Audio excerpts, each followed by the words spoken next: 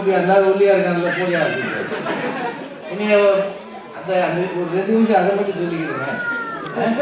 நான் சந்தோஷம் இல்லை.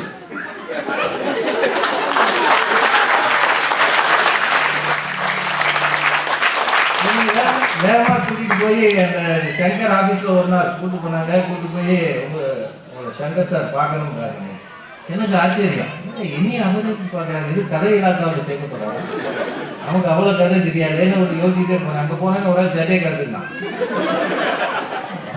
சட்டை கற்று சொல்கிறாங்க. சட்டை கற்று ஒரு பனியனை கொடுத்தாங்க. அதுவும் இந்த மாதிரி கை வச்ச பனியன். நான் எப்பவுமே அந்த மாதிரி பனியன் போட்டதே இல்லை, எனக்கு போடவும் பிடிக்காது. கை வச்ச பனியன் போட்டால் ஒரு வேட்டியை கட்டணும்.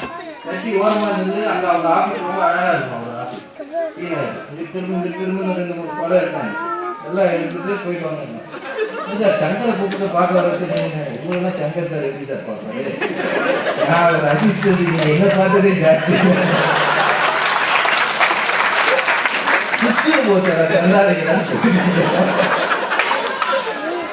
எதுக்கியா இது எடுப்பீங்க அப்படின்னு சார் ஒரு அப்பா ரோல் இருக்கு. அதுக்கு அப்பவும் கூட அவங்க என்ன இது என்ன டீட்டெயிலாம் சொல்லலை. அவ்வளோ தூரம் சொல்கிற அளவுக்கு நானும் தெரியாதா அதான் சொல்லுவேன். வண்டியை போட்டு எனக்கு ராத்திரி பாலியல் படுத்திருக்கும் போது கெட்டதனமாக இல்லையே சினிமாவில் கூப்பிட்டா என்ன செய்யுறது, நம்ம ரெப்புடேஷன் என்ன ஆகுது. ஏற்கனவே ஒரு பெரிய இமேஜ் பில்ட் பண்ணிடுறோம். அதெல்லாம் கெட்டு போனால் என்ன ஆகுதுன்னு சொல்லி யார்கிட்டையும் நான் சொல்லணும். ஒரு ஜனத்திட்ட வாயை கிடைக்கும். ஏன்னா என்னை கூப்பிட மாட்டாங்கன்னு ஒரு நம்பிக்கை இல்லை. இந்த மாதிரி ஒரு கேவலமான ஒரு உருவத்தை எப்படி அவங்க சினிமாவில் போடுவாங்க. நான் வீட்டுக்கு போயிட்டேன். அடுத்த நாள் கரெக்டாக 11 மணிக்கு போன வந்தது. அந்த ரோடு நீங்கள் தான் ரெடி, உடனே கிளம்பி வாங்க, ஃப்ளைட் டிக்கெட் போட்டோம். நான் எங்கள் வீட்டில் போய் டைம் பேசுகிறேன். எங்கள் அம்மா ரொம்ப ஆர்த்தடாக்ஸ் சமயவாதி. தம்பி நம்ம குடும்பத்துக்கு சினிமா ஆகாது. என்னமோ நம்ம குடும்பம் வந்து பயங்கரமான குடும்பம் தான். நம்ம குடும்பத்துக்கு தம்பி சினிமாலாம் ஆகாதியா, அது நல்லது இல்லை, அது விரோதமான செயல். கூப்பிடவே இல்லைம்மா, ஏமா இருக்கேன். இல்லை தம்பி நீ போன வேலையை பார்த்துட்டு பேசுறதே ஜாஸ்தி. அதாவது நான் ரொம்ப பேசுறேன்னு அவங்க சொல்லுவேன். கடைசியில் என்ன சொன்னேன், பாப்பையா சார் அதில் இருக்காருங்க. அவர் இருக்காரா, அவரோட போ, அவர்கிட்டே இரு. கெட்டு போயிருமா?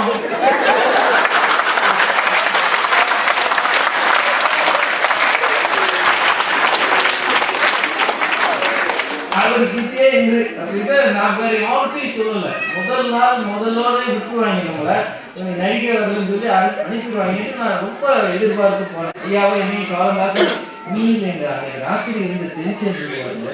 கேமராவை பார்த்ததே இல்லை. போயாச்சு, என்னவோ போய் இதெல்லாம் போட்டாங்க, மேக்கப்பு போய் கேரவாவில் நின்னோம். எல்லாரும் அதாவது அந்த காட்சியை என்னால் மறக்க முடியாது.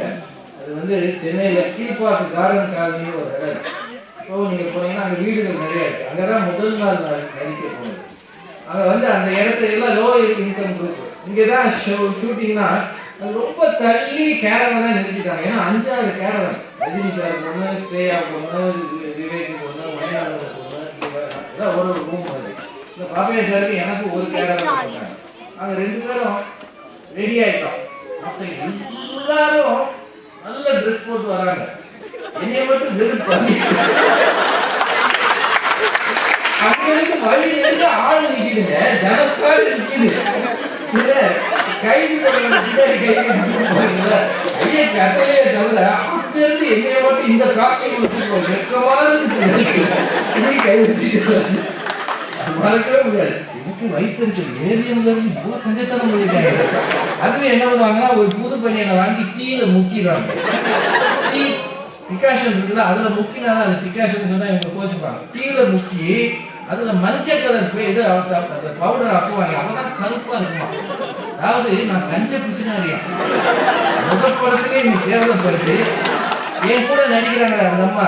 அந்த அம்மாவுக்கும் சும்மானான சேரி. அந்த அம்மாவுக்கு எங்க 2 பேருக்கு பிறந்த ஸ்ரேயா மட்டும் அழகா இருப்பாங்க.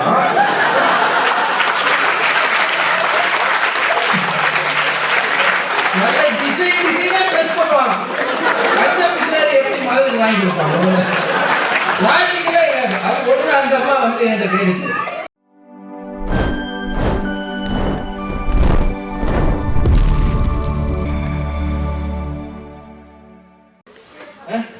என்னையே என்னையும் ஒரு பேச்சாளர்னு பாப்பையா சார் வான்னு கூப்பிட்டாரு. இவங்களெல்லாம் பேச்சாளர் அவர் கூப்பிட்டாருன்றது காரணம் இருக்கு. மாணவ பருவத்துல 7 பரிசு வாங்கியிருக்காங்க. நான் இன்னைக்கு வரைக்கும் ஒரு பரிசு கூட வாங்கினேன். 7 பரிசு ஒரு ஆண்டுல, இது 1 இயர் 7 பரிசு கம்பன் கழகத்துல. இது கம்பன் கழகத்துக்காரங்களே நம்மளை கூப்பிட மாட்டாங்க, எனக்கு நமக்கு தெரியாதுன்னு விட்டுருவாங்க. அப்போ இதெல்லாம் சந்தோஷம் தானே. இப்போ அவங்க அம்மாவை பத்தி சொன்ன பதிவு எல்லாமே சந்தோஷம் தான். கனவுகள் கொஞ்சம் வித்தியாசமாக, நினைவுகள் நிரந்தர சந்தோஷம், நம்பிக்கை தருவது. இது அணியில ஒரு விஷயம் சொன்னாங்க, நாளைக்கு எழுந்திருக்கீங்களா இருக்காங்களே, முதல்ல இன்சூரன்ஸ் கம்பெனிக்கு தான் போகணும். ஆனா நல்ல சேல்ஸ் பண்ணிருக்காங்க. நாளைக்கு எழுந்திருக்கீங்களா, இல்ல ஒரு பாலிசி பயமுறுத்தியே வாழ்றது, பயமுறுத்தியே நாளைக்கு எந்திரிக்க மாட்டீங்களா, அப்ப ஒரு பாலிசி எடுத்துருக்க. எதுக்கு பின்னாடி பாலிசி கூட ஒரு சின்ன கனவு தான், எனக்கு அப்புறம் என் பிள்ளைகள் நல்லா இருக்கணும் இல்லைங்களா. அதுவும் எடுக்கலைங்க, அதுவும் எடுக்கலைங்க இல்ல, எனக்கு அப்புறம் அப்படின்னு பார்க்கிறதே ஒரு தொலைதூர பார்வை தானே. கனவு என்பது தொலைதூர பார்வை. ரொம்ப அழகா சொன்னாங்க. சிலர் இந்த கனவுகள் தான் நம் தேசத்தை மாற்றி இருக்கிறது. அறிவியலை, மக்கள் வாழ்க்கை முறையை, இப்படி ஒரு விமானம் பறக்கிறத நம்ம யோசிச்சு பார்க்க முடியுமாங்க? 60 வருஷம் முன்னாடி ஜப்பானுக்கு ஒரு 10 மணி நேரத்துல வரும்னு யாராவது நம்பியிருப்பானா? சிங்கப்பூர் ஏர்லைன்ஸ்ல ஏறி அவங்க என்ன கொடுக்குறாங்கன்னு தெரியாம இலையா கொடுக்குறாங்க. அது நாங்க வெஜிடேரியன் சொல்லிட்டோமா, கட் பண்ணி அழகான இலையா கொடுக்குறாங்க. இதெல்லாம் நாங்க எங்க கூட ஆட்டுக்கு தான் போடுறோம்.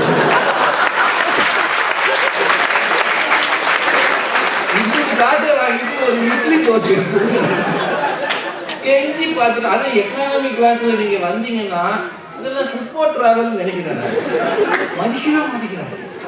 அது ரொம்ப வருத்தமா இருக்கு. அதுல வராது அப்படி கவர்மெண்ட் சொல்லியிருக்கான். இப்ப இவங்கெல்லாம் ஏற போறத நீ ஏற பண்றான். உலகத்துல இந்த பிரச்சனையை தீர்க்கவே முடியாது போல ஓரமா உட்காருன்றான். அது நம்ம இந்தியால இருந்து வர சில குடிமக்கள்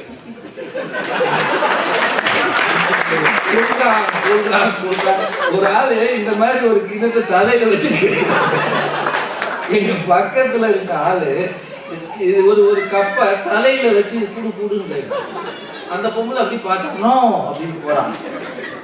போய் ஒரு ஆணை அனுப்பி விட்டான். அது லேடிஸ் உடனே செய்யறதுதான், என்னால இவனை டேக்கிள் பண்ண முடியாது. இப்ப நம்ம வீட்டுல பிள்ளைகளுக்கு சொல்லுவாங்கள, அம்மா சொல்லுவாங்க அப்பா வரட்டும் பொண்ணு சொல்றேன், அதுல வந்து அவன் அப்பாவுக்கு இல்லைன்னா பார்ப்போம். இது மாதிரி ஒண்ணு கொடுத்து அந்த அம்மா ஒரு ஆண் ஒருத்தர் வந்தார். அவர் வந்து வெயிட் ஃபார் 20 minutes அப்படின்னு போயிட்டார். அவன் 20 minutes வெயிட் பண்ணார். பண்ணி அது வந்த பிறகு சாப்பிட்டுட்டு பாட்டு பாடினா பாருங்க, ராத்திரி எல்லாம் பாட்டு. நினைச்சு பார்த்துருக்கோமா, ஒரு 30 வருஷம் முன்னாடி எவ்வளவு பெரிய பயணம், எவ்வளவு பெரிய பயணம். ராஜாஜி வாழ்க்கை முழுவதும் வெளிநாடு போல. மகாத்மா காந்தி விமானமே ஏறல, கடைசி வரைக்கும் கப்பல்ல தான் போனார். நம்மளால நினைச்சா பையன் ஸ்டேட்ஸ்ல இருக்கான், நீ என்ன பண்ற, பிராங்க்பர்ட் ஏர்போர்ட்ல தொலைத்து போனேன். பிராங்க்பர்ட் ஏர்போர்ட்ல தொலைத்து போன இந்தியர்களை தேடுறதுக்குன்னே கவுண்டர் வச்சிருக்காங்க.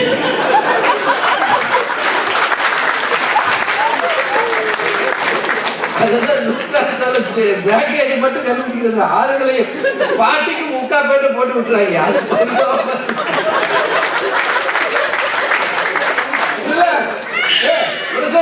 அந்த ரெடியா இருந்தா நமக்கு ஒரு டிக்கெட் புக் பண்ணிட்டாங்க. ஏதாவது இந்தியா கம் டு US போய் நின்று பார்த்து அதாவது அந்த இமிகிரேஷன்ல நிக்கிற காட்சி என்ன மாற்ற முடியாது.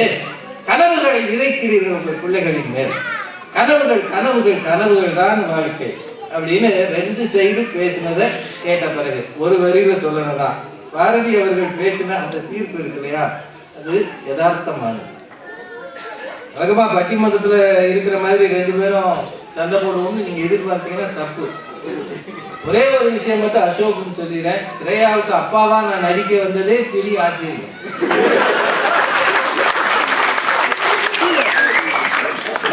எனக்கு என்னவோங்க வாழ்க்கையில இதை நான் அடையணும்னு நான் நினைச்சதே இல்லை. வரலாறு பேசுது, அதனால உண்மை இல்லை. உங்களுக்கு சொல்றது தப்பு இல்லை. அந்த இடத்துல முதல்ல அவங்க போட்டது லியோனியா தான். அந்த அந்த ஸ்லாட் அந்த ரோலுக்கு அவர் பேசுகிற லியோனியை தான் ஸ்ரேயாவுக்கு அப்பாவா அவங்க முதல்ல ஃபிக்ஸ் பண்ணியிருந்தாங்க. அவருக்கு என்னவோ திடீர்னு எனக்கு டேட் ஒத்து வரலன்னு சொல்லிட்டார். அப்போது சங்கர் பார்த்துருக்கிறாரு, சரி இவர் வராட்டி இன்னொரு பேச்சாளர் கூப்பிட்டு இருந்தாலும் ஒல்லியா இருக்காங்கல்ல போலியா அப்படின்னு. இனி அந்த அந்த ஒரு 2 நிமிஷம் அதை மட்டும் சொல்லிக்கிறேன். நான் சந்தோஷம்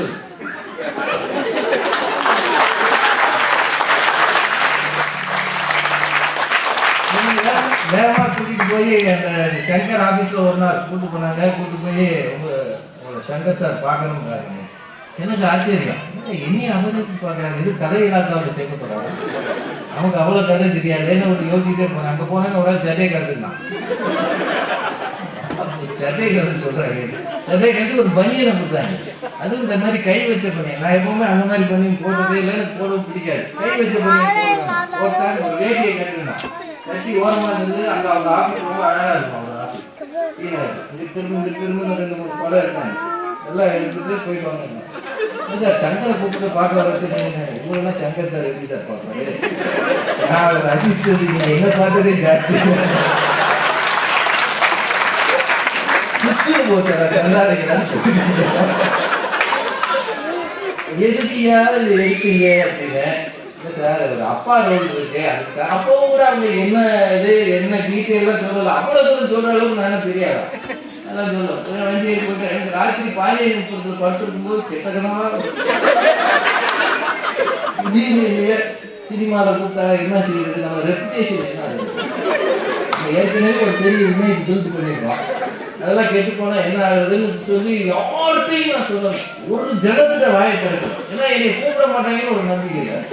இந்த மாதிரி ஒரு கேவலமான ஒரு உருவத்தை எப்படி அவர் சினிமாவில் போடுவாங்க. நான் வீட்டுக்கு போயிட்டேன். அடுத்த நாள் கரெக்டாக 11 மணிக்கு ஃபோன் வந்தது, அந்த ரோடு நீங்கள் தான் ரெடி, உடனே கிளம்பி வாங்க, ஃப்ளைட் டிக்கெட் போட்டோம்.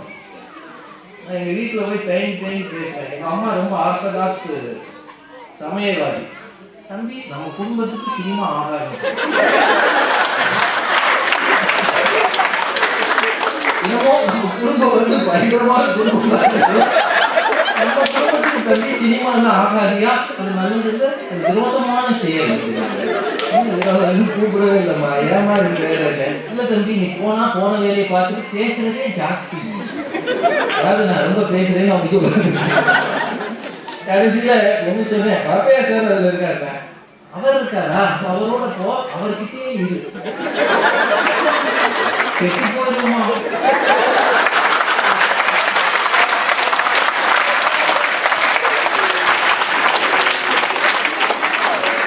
அவர்கிட்டயே இரு அப்படின்ட்டு நான் வேற யார்கிட்டையும் சொல்லலை. முதல் நாள் முதல்லோட விட்டுருவாங்க, நம்மளை நடிகை வரலன்னு சொல்லி அனுப்பிடுவாங்கன்னு நான் ரொம்ப எதிர்பார்த்து போனேன். ஐயாவை என்னையும் காலங்காக்க நீங்கிறாங்க. ராத்திரி இருந்த டென்ஷன் சொல்லுவாங்க. கேமராவை பார்த்ததே இல்லை. போயாச்சு, என்னவோ போய் இதெல்லாம் போட்டாங்க, மேக்கப்பு போய் கேரவாவில் நின்னோம். எல்லாரும் அதாவது அந்த காட்சியை என்னால் மறக்க முடியாது.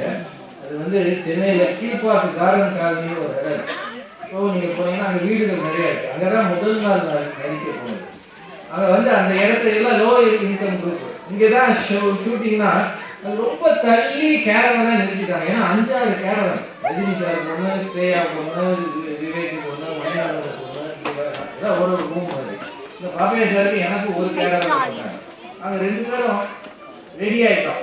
அப்போ எல்லாரும் நல்ல ட்ரெஸ் போட்டு வராங்க. என்னைய மட்டும் வெறும் பண்ணி அங்கிருந்து வழியிலிருந்து ஆளு நிற்கிதுங்க, ஜனக்காடு நிற்கிது. கைது ஐயா கட்டையே தவிர அங்கிருந்து என்னைய மட்டும் இந்த காஸ்டியூம் கை வச்சுட்டு மறக்கவே முடியாது. எனக்கு வயிற்று இருக்குது, ஏரியாவில் இருந்து இவ்வளோ கஞ்சத்தனம் பண்ணிட்டாங்க. அதுவும் என்ன பண்ணுவாங்கன்னா, ஒரு புது பனியனை வாங்கி தீயில முக்கிடுவாங்க. டீ டிகாஷன் இருக்குல்ல, அதில் முக்கினா அது டிகாஷன் சொன்னால் இவங்க கோச்சுப்பாங்க. தீயில முக்கி அதில் மஞ்சள் கலர் இது அந்த பவுடர் அப்புவாங்க. அப்போதான் கருப்பாக இருக்குமா. அதாவது நான் கஞ்ச பிசினாரியா முதல் படத்துலேயே நீ கேவலப்படுத்தி என் கூட நடிக்கிறாங்களே அந்த அம்மா. அந்த அம்மாவுக்கு சும்மாதான சாரி. அந்த அம்மாவுக்கு எங்கள் 2 பேருக்கு பிறந்த ஸ்ரேயா மட்டும் அழகா இருப்பாங்க.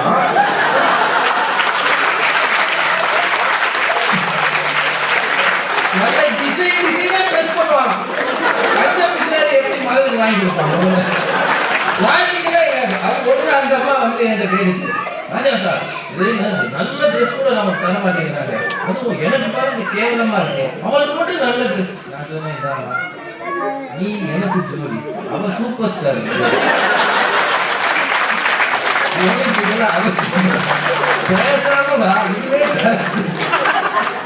அந்த மாதிரி தொடங்கின காலம் இருக்கு, வாழ்க்கையை தொடங்கின நாட்களை நினைவு நம்ம எளிமையில் உங்களை வளர்க்கும் பெற்றோர், வந்து இறங்கிய நாளில் உங்களை அழைத்து ஒரு நேரம் உணவு கொடுத்த உங்கள் நண்பன், முதலில் உங்கள் அலுவலகத்தில் வேலை வழங்கி கொடுத்த யாரோ ஒரு அதிகாரி, கண்டிப்பது போல உங்களுக்கு நல்ல வழி காட்டிய சில மூத்தவர்கள், உங்களுக்கு ஏதோ ஒரு நெருக்கடியில சின்னதா பண உதவி செய்த யாரோ ஒரு மனிதர், வழிபோக்கர். ஆனா இருந்தாலும் சரி, பழைய நினைவுகளை மனத்தில் வையுங்கள். அவைதான் உங்களை ஆசீர்வாதம் உள்ள மக்களாக மாற்றும். பழையதை மறக்கிற யாருக்கும் இறைவனின் ஆசீர்வாதம் சரியா கிடைக்கும். பழையதை அதே பழைய சிந்தனைகளிலேயே வாழ்ந்தால் புதியன விரும்பு, வேதம் புதுமை செய்யலாம். இன்று புதிதாக பிறந்தோம் அப்படின்னா புதுமை அப்படின்றது ஒவ்வொன்றிலும் மாற்றம். வானத்தை பற்றி சிந்திக்க ஆரம்பித்தவர்கள் அட்லீஸ்ட் கூரைக்காவது போவார்கள் இல்லையா? இப்போ உங்கள் கனவுகளை வானத்தில் வையுங்கள். ஒருவேளை கூரை வரை போகிற ஏனியாவது கிடைக்க வாய்ப்பு. மகிழ்ச்சி என்பது பழைய நினைவுகளில் தொடங்கி நாளைய கனவுகளை நோக்கி பயணிப்பதில் தான் இருக்கிறது. தேடல் என்பது உள்ளவரை தினமும் பசி இருக்கும், தேடல் என்பது உள்ளவர்க்கே வாழ்வில் ருசி இருக்கும். ஒரு பாடல் அந்த தேடல் தான் கனவு. நல்ல கனவாக இருக்க வேண்டும். அடுத்த வீட்டுக்காரனுக்கு இடந்து வரணும் நீங்க கனவு காணாதீங்க. உங்கள் வாழ்க்கை சிறப்பாக இருக்க வேண்டும் என்று நினைவுகள். ஏன்னா இன்னைக்கு தமிழ்நாட்டுல 2016 முதலமைச்சர் ஆகணும்னு 16 பேர் கனவு. நேற்று போட்ட புதுப்பட பூஜையில கதாநாயகன் ஆனவன் முதற்கொண்டு நானும் முதலமைச்சர் கேண்டிடேட். இந்த மாதிரியான வெத்து கனவுகள் அல்ல, இது தேசத்துக்கு உரமூட்டுகிற கனவு, உங்கள் வாழ்க்கையை மாற்றுகிற கனவு, உங்கள் குடும்பத்திற்கு பெருமை சேர்க்கிற கனவு. அத்தகைய கனவுகள் தான் அதை அடைகிற பயணத்திலே மகிழ்ச்சியானதாக இருக்கும். அது இறைவன் அருளால் எல்லாருக்கும் வாய்க்க வேண்டும். 2015 இந்த பொங்கல் விழா உங்களை அதை நோக்கி நடத்த வேண்டும் என்று சொல்லி இவ்வளவு சிறப்பாக கேட்ட எல்லாருக்கும் நன்றி சொல்லி, அந்த இருவரையும் இந்தியாவிலிருந்து அழைத்து எல்லா வசதிகளையும் செய்து கொடுத்த ஜப்பான் தமிழ் சங்கத்தை சார்ந்த அத்தனை பேருக்கும் சிறப்பாக பெரியவங்க 2 பேர் இருக்கிறாங்க. அவங்க தான் ரொம்ப காலத்துக்கு முன்னாடி இந்த ஊர்ல சின்னதா ஒரு அமைப்பை ஏற்படுத்தி இன்னமும் இளமை துள்ளலோடு இங்கு இருந்து எல்லாரையும் வழிகாட்டுகிறார்கள். அவர்களுக்கும் எல்லாருக்கும் எங்கள் இருவரின் சார்பாக நன்றி சொல்லி, அந்த தீர்ப்பு மாற்றப்படவில்லை. நாளைய கனவுகளே மகிழ்ச்சியை தரும், மகிழ்ச்சியை நோக்கி நடத்தும் என்று சொல்லி நன்றி கூறி விடைபெறுகிறேன். செல்வத்துட் செல்வன் செவிச்செல்வம் அச்செல்வன் செல்வத்துள் எல்லாம் தலை முயுவ விளக்க உரை. செவியால் கேட்டறியும் செல்வம் செல்வங்களுள் ஒன்றாக போற்றப்படும் செல்வமாகும். அச்செல்வம் செல்வங்கள் எல்லாவற்றிலும் தலையானதாகும். அட்வர்டைஸ்மெண்ட். சாலமன் பாப்பையா விளக்க உரை. செவியால் கேட்டு பெறும் செல்வமே சிறந்த செல்வம். இது பிற செல்வங்கள் எல்லாவற்றிலும் முதன்மையானது. கலைஞர் விளக்க உரை. செழுமையான கருத்துக்களைச் செவிவழியாகப் பெறும் செல்வமே எல்லாச் செல்வங்களுக்கும் தலையாய செல்வமாகும். செல்வத்துட் செல்வன் செவிச்செல்வம் அச்செல்வன் செல்வத்துள் எல்லாம் தலை முயுவ விளக்க உரை. செவியால் கேட்டறியும் செல்வம் செல்வங்களுள் ஒன்றாக போற்றப்படும் செல்வமாகும். அச்செல்வம் செல்வங்கள் எல்லாவற்றிலும் தலையானதாகும். அட்வர்டைஸ்மெண்ட். சாலமன் பாப்பையா விளக்க உரை. செவியால் கேட்டு பெறும் செல்வமே சிறந்த செல்வம். இது பிற செல்வங்கள் எல்லாவற்றிலும் முதன்மையானது. கலைஞர் விளக்க உரை. செழுமையான கருத்துக்களைச் செவிவழியாகப் பெறும் செல்வமே எல்லாச் செல்வங்களுக்கும் தலையாய செல்வமாகும். செல்வத்துட் செல்வன் செவிச்செல்வம் அச்செல்வன் செல்வத்துள் எல்லாம் தலை முயுவ விளக்க உரை. செவியால் கேட்டறியும் செல்வம் செல்வங்களுள் ஒன்றாக போற்றப்படும் செல்வமாகும். அச்செல்வம் செல்வங்கள் எல்லாவற்றிலும் தலையானதாகும். அட்வர்டைஸ்மெண்ட் சாலமன் பாப்பையா விளக்க உரை செவியால் கேட்டுப் பெறும் செல்வமே சிறந்த செல்வம். இது பிற செல்வங்கள் எல்லாவற்றிலும் முதன்மையானது. கலைஞர் விளக்க உரை செழுமையான கருத்துக்களைச் செவிவழியாகப் பெறும் செல்வமே எல்லாச் செல்வங்களுக்கும் தலையாய செல்வமாகும். செல்வத்துட் செல்வன் செவிச்செல்வம் அச்செல்வன் செல்வத்துள்ளெல்லாந் தலை முயூவ விளக்க உரை செவியால் கேட்டறியும் செல்வம் செல்வங்களுள் ஒன்றாகப் போற்றப்படும் செல்வமாகும். அச்செல்வம் செல்வங்கள் எல்லாவற்றிலும் தலையானதாகும். அட்வர்டைஸ்மெண்ட் சாலமன் பாப்பையா விளக்க உரை செவியால் கேட்டுப் பெறும் செல்வமே சிறந்த செல்வம். இது பிற செல்வங்கள் எல்லாவற்றிலும் முதன்மையானது. கலைஞர் விளக்க உரை செழுமையான கருத்துக்களைச் செவிவழியாகப் பெறும் செல்வமே எல்லாச் செல்வங்களுக்கும் தலையாய செல்வமாகும்.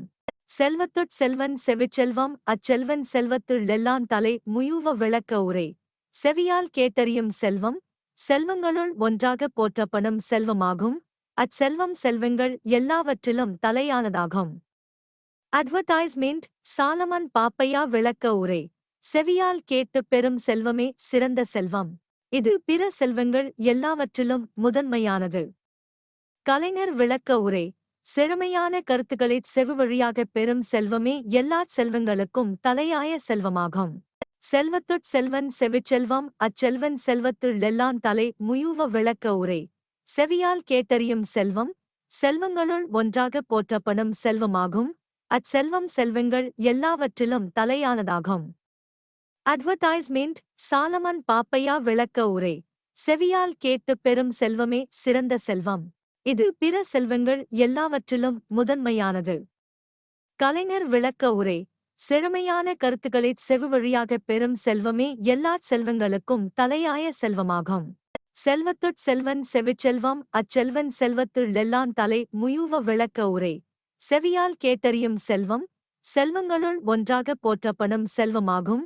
அச்செல்வம் செல்வங்கள் எல்லாவற்றிலும் தலையானதாகும். அட்வர்டைஸ்மெண்ட் சாலமன் பாப்பையா விளக்க உரை செவியால் கேட்டுப் பெறும் செல்வமே சிறந்த செல்வம். இது பிற செல்வங்கள் எல்லாவற்றிலும் முதன்மையானது. கலைஞர் விளக்க உரை செழுமையான கருத்துக்களைச் செவிவழியாகப் பெறும் செல்வமே எல்லாச் செல்வங்களுக்கும் தலையாய செல்வமாகும். செல்வத்துட் செல்வன் செவிச்செல்வம் அச்செல்வன் செல்வத்துள்ளெல்லாந் தலை முயூவ விளக்க உரை செவியால் கேட்டறியும் செல்வம் செல்வங்களுள் ஒன்றாகப் போற்றப்படும் செல்வமாகும். அச்செல்வம் செல்வங்கள் எல்லாவற்றிலும் தலையானதாகும். அட்வர்டைஸ்மெண்ட் சாலமன் பாப்பையா விளக்க உரை செவியால் கேட்டுப் பெறும் செல்வமே சிறந்த செல்வம். இது பிற செல்வங்கள் எல்லாவற்றிலும் முதன்மையானது. கலைஞர் விளக்க உரை செழுமையான கருத்துக்களைச் செவிவழியாகப் பெறும் செல்வமே எல்லாச் செல்வங்களுக்கும் தலையாய செல்வமாகும். செல்வத்துட் செல்வன் செவிச்செல்வம் அச்செல்வன் செல்வத்துள்ளெல்லாந் தலை முயூவ விளக்க உரை செவியால் கேட்டறியும் செல்வம் செல்வங்களுள் ஒன்றாகப் போற்றப்படும் செல்வமாகும். அச்செல்வம் செல்வங்கள் எல்லாவற்றிலும் தலையானதாகும். அட்வர்டைஸ்மெண்ட் சாலமன் பாப்பையா விளக்க உரை செவியால் கேட்டுப் பெறும் செல்வமே சிறந்த செல்வம். இது பிற செல்வங்கள் எல்லாவற்றிலும் முதன்மையானது. கலைஞர் விளக்க உரை செழுமையான கருத்துக்களைச் செவிவழியாகப் பெறும் செல்வமே எல்லாச் செல்வங்களுக்கும் தலையாய செல்வமாகும்.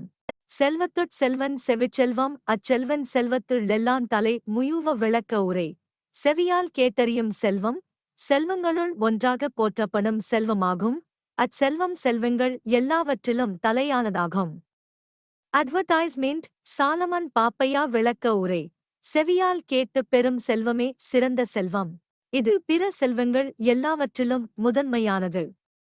கலைஞர் விளக்க உரை செழுமையான கருத்துக்களைச் செவிவழியாகப் பெறும் செல்வமே எல்லாச் செல்வங்களுக்கும் தலையாய செல்வமாகும்.